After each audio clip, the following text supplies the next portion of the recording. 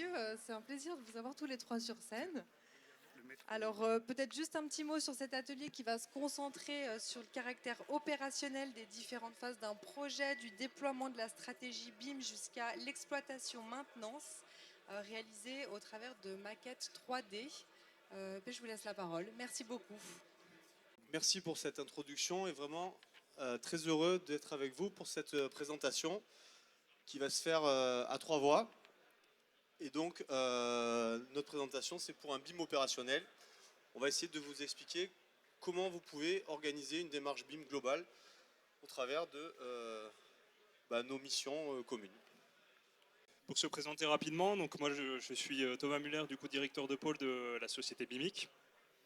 On a avec nous Sébastien Schleffer qui est BIM manager au sein de la société et Philippe Escogido qui est le directeur et fondateur de la plateforme collaborative d'Inedoc. Donc c'est vraiment une association entre les deux sociétés. Donc l'objectif de l'atelier, c'est dans un premier temps de vous exposer justement l'expertise BIM de la société BIMIC et la flexibilité et la réactivité de la plateforme d'Inedoc. Donc c'est ce qu'on va s'efforcer de vous exposer là pendant les 30 minutes d'atelier.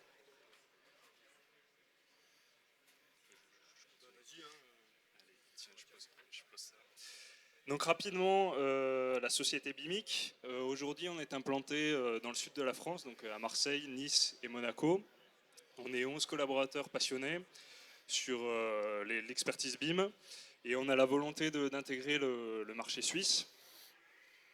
Donc en termes d'activité, c'est un bureau d'études qui est spécialisé sur tout ce qui est processus BIM. Donc on réalise les missions de BIM management, coordination BIM, modélisation tout corps d'état. On réalise également de la synthèse technique 3D, de la synthèse architecturale. Et je vais passer la parole à Philippe. Donc d'Inedoc pour cette offre hybride, donc conseil et plateforme. Donc nous c'est une solution donc bien évidemment digitale, complète, qui s'adresse à tous les acteurs porteurs de projets, de l'asset management, de la production d'études, de la production de travaux, les activités courantes d'une entreprise. On travaille notamment avec une belle entreprise suisse sur la gestion financière de ces opérations. Et on assure la totalité des missions, l'hébergement, la licence, le support, les formations, le paramétrage, le sur-mesure, beaucoup de sur-mesure, à peu près 20% de notre chiffre d'affaires. Depuis 2018, on a accompagné plus de 450 projets, un peu plus maintenant. On a livré plein de bâtiments, on a plus de 15 000 utilisateurs. Et c'est important, on est totalement indépendant, c'est-à-dire 94% de notre capital est détenu par les dirigeants de l'entreprise, ce qui nous donne une grande capacité de servir au niveau de qualité qui nous convient. Donc nos valeurs en tant qu'éditeur, c'est l'ergonomie de la solution, la technologie maîtrisée basée sur de l'open source, la sécurité, la réversibilité des données, le service, c'est-à-dire qu'on vient du chantier, on était des AMO, on ne peut pas rentrer avec une plateforme sur un chantier et se dire oh, j'ai livré, ça marche. Non, ça va marcher si on s'en occupe. Donc on est vraiment dans une logique de service. Et puis pour ceux qui connaissent l'entreprise dans son territoire, on est très engagé dans la démarche d'intégration dans l'emploi et ce qu'on appelle la RSE, mais qui pour nous est aussi une manière de recruter et de faire connaître les métiers du digital et du service autour de l'acte de construire. Et donc la solution d'Inedoc est une solution globale, mais elle a une dimension particulière pour le BIM qu'on a appelé Linked BIM, qui permet de piloter les projets, donc en lien évidemment avec les BIM managers et particulièrement avec BIMIC, de documenter les maquettes et de structurer l'information du projet, y compris même les documents attachés à l'intérieur des maquettes, et puis d'explorer les maquettes pour pouvoir facilement utiliser, assembler, coter, couper, faire des BCF, enfin toute la partie vraiment une maquette, c'est déjà de l'information qu'on doit pouvoir consulter. Et ça nous permet de répondre à tous les besoins, toutes les étapes d'une démarche BIM.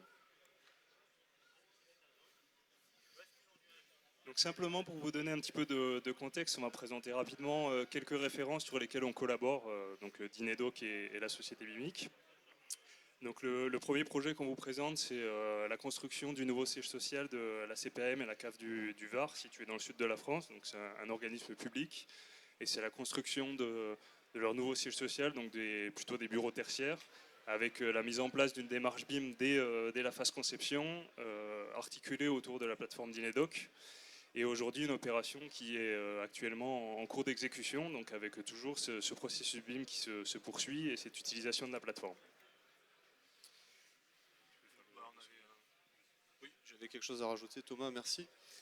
Oui, sur cette plateforme-là, il y a des fonctions qui n'ont rien à voir avec le BIM, qui sont aussi la gestion des appels d'offres. Donc en fait, la possibilité pour le promoteur, maître d'ouvrage, de lancer ses consultations privées et d'obtenir des réponses structurées qui se rangent dans les dossiers, qui permettent de sortir des tableaux d'analyse des offres. Enfin, c'est le genre de solution globale qui permet de ne pas avoir une plateforme pour le BIM, une plateforme pour les appels d'offres, une plateforme pour la suite chantier, une plateforme pour la jette des plans. Donc c'est vraiment la vision, pour le coup, porté à chaque fois par un ensemblier, un chef d'orchestre, Thomas. Donc un second projet, là, cette fois-ci, le pôle d'échange multimodal qui est situé à Nice, toujours dans le sud de la France. Donc c'est la construction d'une gare TER et d'une gare routière pour le compte de la SNCF. Donc cette fois-ci, on est intervenu sur la phase d'exécution pour le compte du maître d'ouvrage. Et ce projet, donc toujours avec une plateforme collaborative Dinedoc, c'est le projet qu'on va vous présenter dans la suite de l'atelier. Donc les maquettes que vous aurez, qui seront présentées dans le cadre de la démonstration en live au travers de la plateforme, seront les maquettes de la gare TER de ce projet-là. Ouais, parce que comme c'est un atelier, l'idée c'est de vous montrer en vrai, pas juste on vous raconte ce qu'on sait faire. Donc effectivement, le projet du PM de Nice, il est très, très emblématique de ce que ça fait à toutes les étapes de la démarche.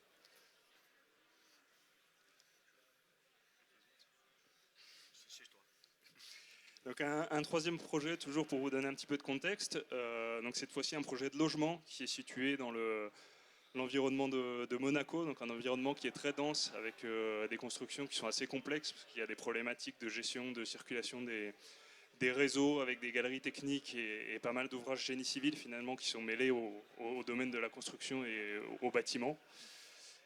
Donc cette fois-ci, ce projet-là, il est réalisé pour le compte du gouvernement princier et toujours sur le même principe. On est actuellement dans la phase conception et on a mis en place donc un processus BIM avec une plateforme collaborative Dinedoc.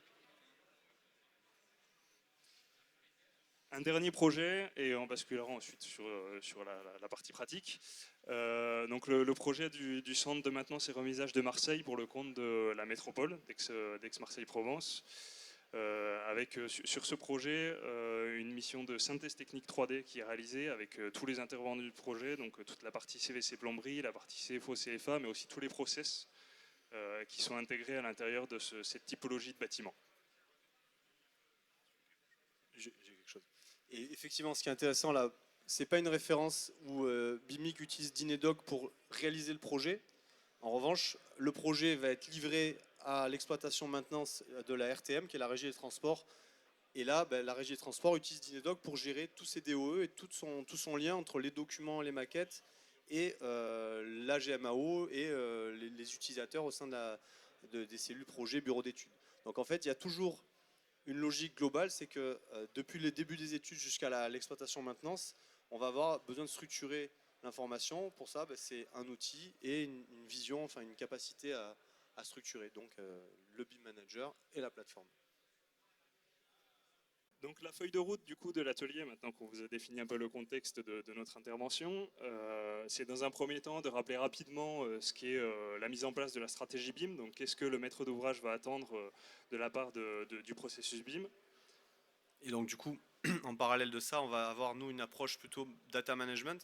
Comment les données que vous allez manipuler dans cette démarche vont être utiles, utilisées et structurées, mais surtout stockées. Et quelle sécurité on va accorder aux données. On travaille par exemple pour l'armée, c'est pas les mêmes règles de sécurité qu'on va avoir sur la construction d'une école. Mais néanmoins, le maître d'ouvrage peut avoir des conditions de sûreté qui lui imposent que sur certains lots, on va maîtriser l'accès à l'information de manière beaucoup plus stricte. Derrière, une fois qu'on a défini donc cette stratégie BIM et la stratégie de data management, on va tout simplement le décrire et décrire les moyens qu'on va mettre en œuvre à l'intérieur de la convention BIM. Donc penser au paramétrage de la plateforme qui va permettre les échanges d'informations. Une fois qu'on a mis en place donc, ces outils, on va tout simplement assurer le suivi et la production au travers de la plateforme de tout le processus BIM qu'on a mis en place et qu'on a décrit dans nos documents.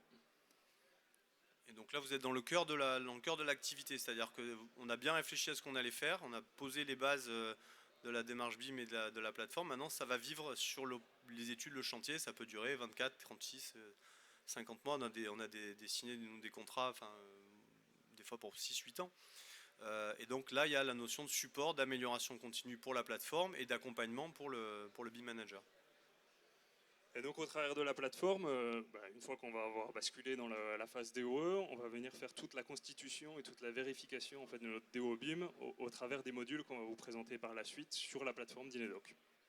Donc on va le constituer, le valider, et après l'archiver ou le transférer ou le stocker à l'usage futur pour le maître d'ouvrage. Mais en tout cas, la donnée qui a été proprement alimentée pendant tout le chantier, il ne faut pas qu'elle pas que ça redevienne ce qu'on avait avant, un gros DE de carton qui se met dans un coin, et puis le jour où on a besoin de faire quelque chose, on se pose la question, et puis le carton a disparu.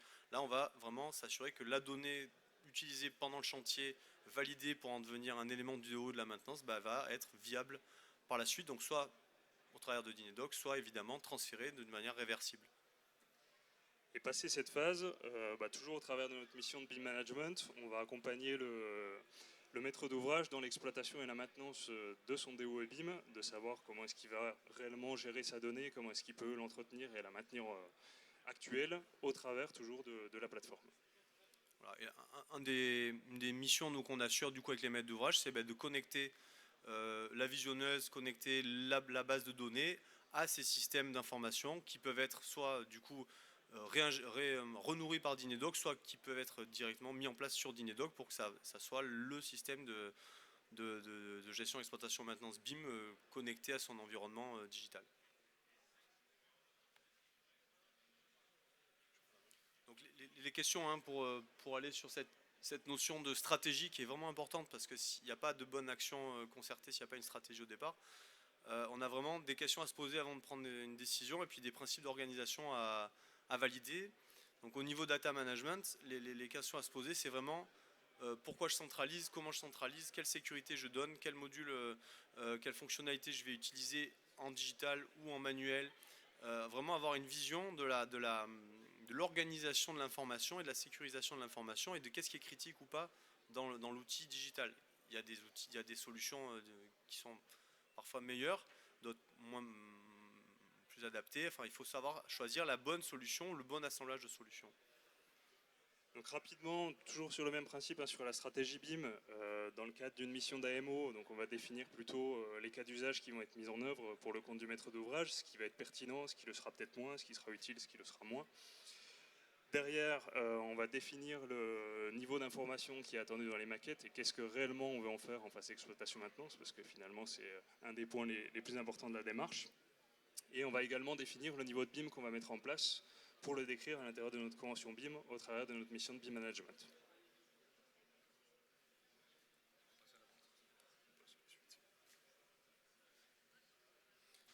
Et donc, on crée une colonne vertébrale du projet organisationnel et digital. La plateforme collaborative gère les données, toutes les phases du projet sont prévues, tous les types de données sont intégrés de manière logique dans cette plateforme, et donc évidemment, il manque le petit chef d'orchestre avec sa baguette qui fait que cette stratégie de colonne vertébrale, elle a du corps, elle a du muscle, elle agit. C'est BIMIC.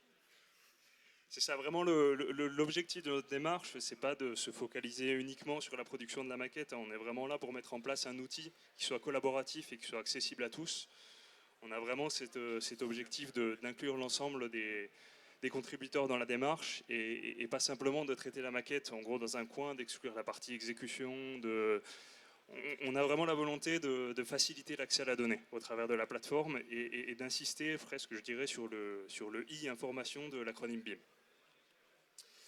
Donc rapidement, sur le contexte technique, donc on va mettre en place la convention BIM. Notre convention BIM, elle va être séparée en 3 grands chapitres.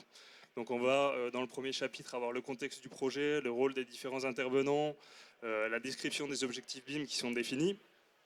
Dans un second volet, on va venir décrire le fonctionnement et le système de codification qu'on met en place à l'intérieur de la plateforme collaborative pour réussir à fonctionner, à avoir de la traçabilité dans la donnée et à suivre tous les documents qui vont être diffusés.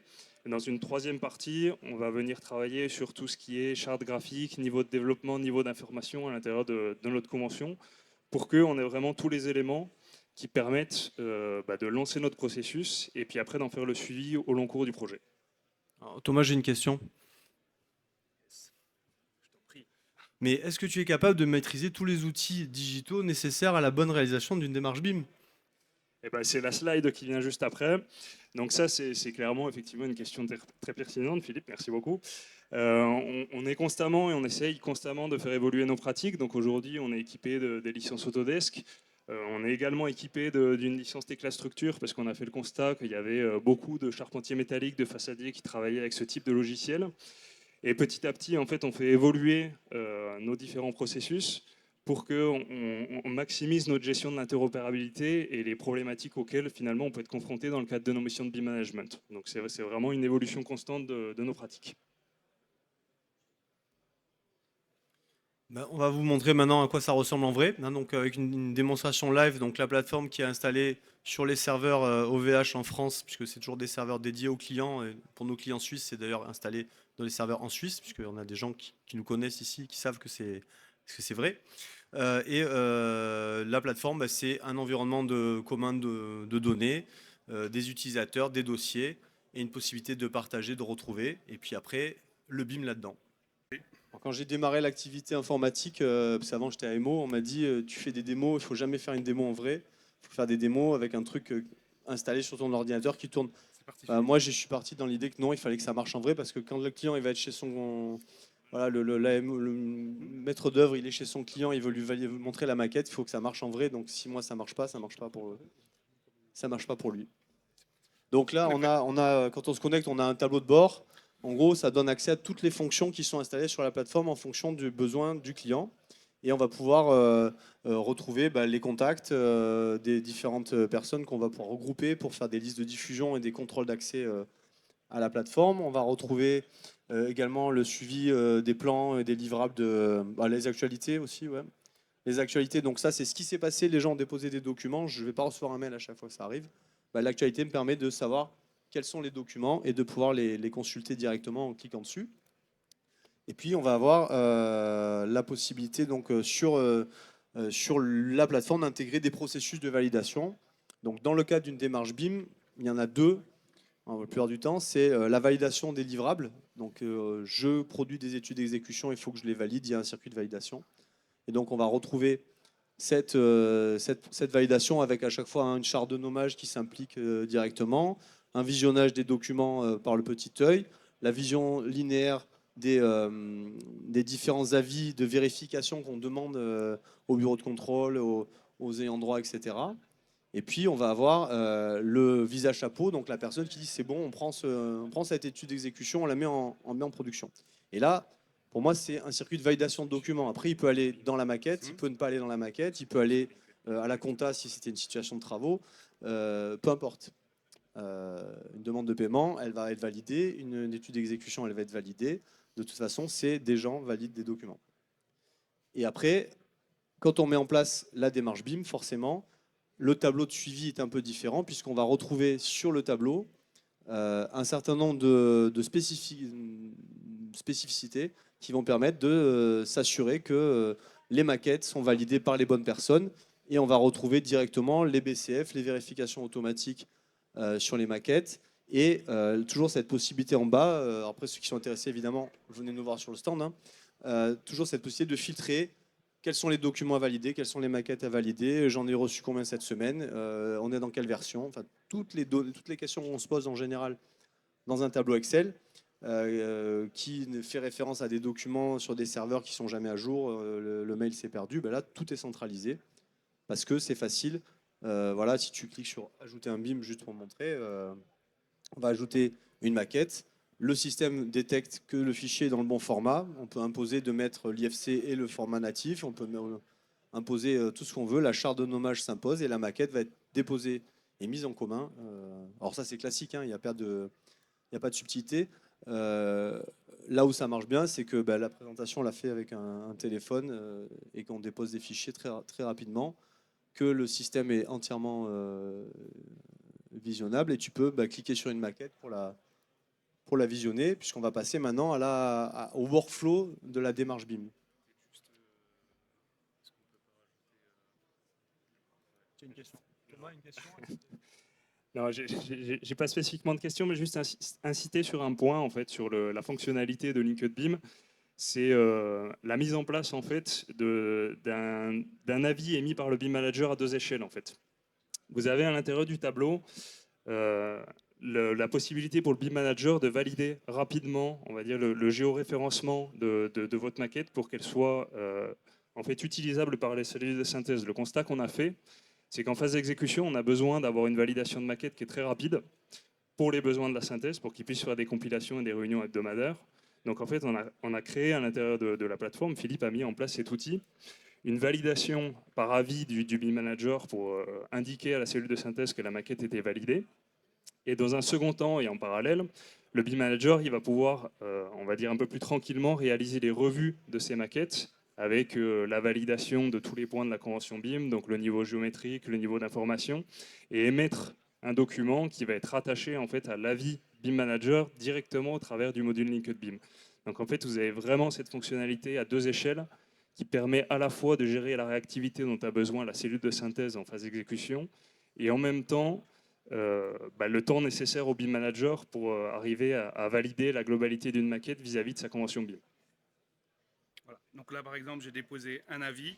On peut faire la même chose avec le visa pour finir, j'allais dire, l'ensemble du processus. On peut toujours y joindre des documents. Donc là, par exemple, on va joindre la revue de modèle qui a été tout simplement faite et préparée. Hein.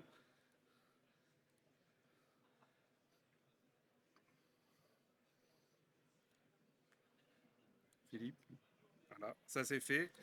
Donc je dépose ce document, je rattache ce document est rattaché directement au visa, je peux valider le visa, la maquette est validée, vérifiée, c'était celle-ci, et on peut retrouver l'ensemble des éléments et de ce qu'on a fait et créé et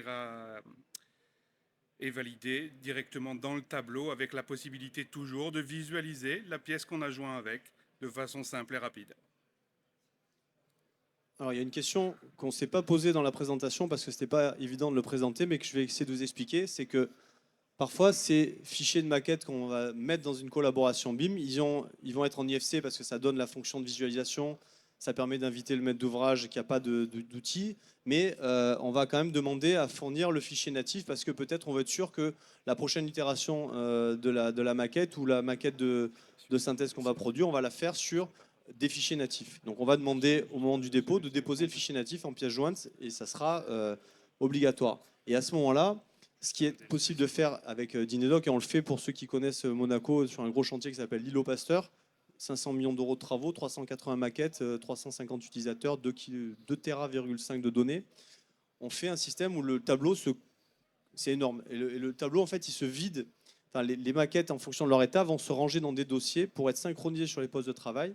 Ce qui fait qu'ils vont pouvoir, les archis, les responsables de la synthèse vont pouvoir travailler avec les maquettes à jour constamment sur leur poste de travail, faire leur maquette de synthèse, produire des nouvelles maquettes en n'ayant plus besoin de télécharger, plus besoin d'aller se poser la question. La maquette est à jour parce que dans le tableau, elle a été mise à jour. Et ça évite du coup d'avoir un Revit serveur commun avec un tarif pas maîtrisé. Ça évite d'avoir une obligation pour tout le monde d'avoir les mêmes logiciels, les mêmes versions, parce que de toute façon, chacun aura défini qu'il travaille avec tel document, telle maquette, ça va dans le dossier, ça se synchronise, je travaille sur mon poste de travail. Et c'est le BIM Manager, bien sûr, qui va dire attention, ta maquette, elle n'a pas été déposée comme il faut, pas dans les temps, ça ne sert à rien que tu déposes une nouvelle version. Et le système peut contrôler la synchronisation pour ne pas qu'une maquette pas validée soit déposée sur votre poste de travail. Donc on a la main là-dessus. Après, sur les maquettes en IFC, on a cet avantage de pouvoir faciliter l'édition, l'import, l'export des BCF, y compris, du coup, si quelqu'un n'a pas du tout d'outils pour travailler en BIM, si ce n'est l'accès à Dinedoc, il va pouvoir consulter des BCF, compléter des BCF, visionner, charger, mettre en système de planification, enfin en gros, travailler dans une logique de BCF. Donc là, on va créer un BCF particulier. Ce BCF, maintenant, il est attaché à la maquette et il est visionnable, modifiable, transférable. Et donc, si vous envoyez la maquette issue du tableau et le BCF issu du tableau à une personne tierce, il va pouvoir faire sa collaboration et son suivi de collaboration sur ce BCF. Alors évidemment, si le BCF appelle plusieurs maquettes, il faudra qu'il ait les plusieurs maquettes à modifier. Et ça va revenir ensuite au moment où il va réexporter son fichier et ces maquettes corrigées, vous les renvoyez, vous allez les réinjecter, ça va tourner en boucle, je dirais, séquentielle, mais de manière totalement fluide. Si maintenant c'est votre maître d'ouvrage et qu'il n'a pas de solution pour éditer quoi que ce soit sur son poste de travail, il pourra consulter les IFC, faire les BCF et vous répondre sur des questions que vous lui posez sur voilà, un sujet d'aménagement, un sujet de synthèse quelconque. Donc dans la spécificité de cette plateforme également, la visionneuse de la maquette permet de faire des tris rapides par des catégories d'objets, des P7 qu'on a sélectionnés au départ. On paramètre une maquette pour dire tu vas m'afficher particulièrement telle ou telle donnée de ma présentation. Je reprends la parole 2 minutes, juste simplement pour vous donner un petit peu de contexte. Donc, en gros, on a balayé le module Visa où on a déposé notre convention BIM à l'intérieur. C'est ce qu'on a fait en premier point. Ça veut dire que votre maîtrise d'œuvre peut valider votre convention. De la même manière, elle peut valider tous les plans. Derrière, on vous a montré le module Linked BIM où on va gérer et analyser les différentes maquettes qui sont déposées.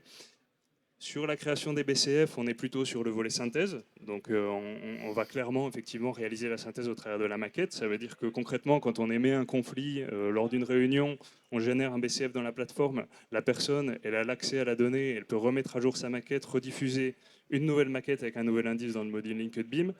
Et cette fois-ci, au travers de la visionneuse, on arrive plutôt sur la phase création du DOE avec le traitement et la visualisation des informations qui vont être attachées à l'intérieur de la maquette. Donc là, l'exemple que Sébastien il vous montre à l'écran, c'est que directement au travers de la plateforme, vous avez vos maquettes qui sont disponibles et quand vous cliquez sur une de vos maquettes, vous avez accès à la donnée qui est intégrée à l'intérieur. Donc clairement, vous avez un DOE avec des informations qui sont complètement accessibles pour le compte du maître d'ouvrage, qui sont centralisés à un seul endroit, sur un seul et même support, et qui sont du coup faciles à suivre dans le temps en termes de modification et de mise à jour. L'exemple qui a été montré, c'est l'exemple d'une fiche technique sur un appareil sanitaire. Sébastien, si on lui demande gentiment, il va vous montrer que directement au travers de la plateforme, en phase d'exploitation maintenance, vous avez la possibilité de venir soit rajouter une nouvelle fiche technique parce que vous avez changé l'appareil, soit venir compléter l'information, en fait, directement au travers de l'interface en phase d'exploitation maintenance. Donc en fait, après les documents, on est dans une GED, hein, donc soit on les remplace parce que c'est une nouvelle version, soit on les met à côté, c'est une question de nommage. Et on peut même automatiser la validation, c'est-à-dire que si le nom du document contient un discriminant qui est contenu dans les P7 de la maquette, nous on a une fonction qu'on active qui va attacher les documents. Ou alors on va pouvoir récupérer le nom de la fiche technique qui a été écrite par le modeleur dans la maquette et la remonter dans le bâtiment, dans la maquette. Voilà, donc nous notre vision c'est... C'est notre BIM opérationnel, c'est effectivement une stratégie BIM efficace qui est articulée autour d'une plateforme collaborative avec un accès facilité à la donnée pendant toute la durée du projet, que ce soit conception, exécution, exploitation, maintenance du DO numérique, et une collaboration ingénieuse qui est vraiment articulée autour de ce qu'on a appelé la colonne vertébrale du coup, de tout le processus avec la plateforme d'Inedoc. Et merci de votre attention. Et n'hésitez pas à venir nous interroger si vous avez des questions. Merci, on peut les applaudir vraiment chaleureusement.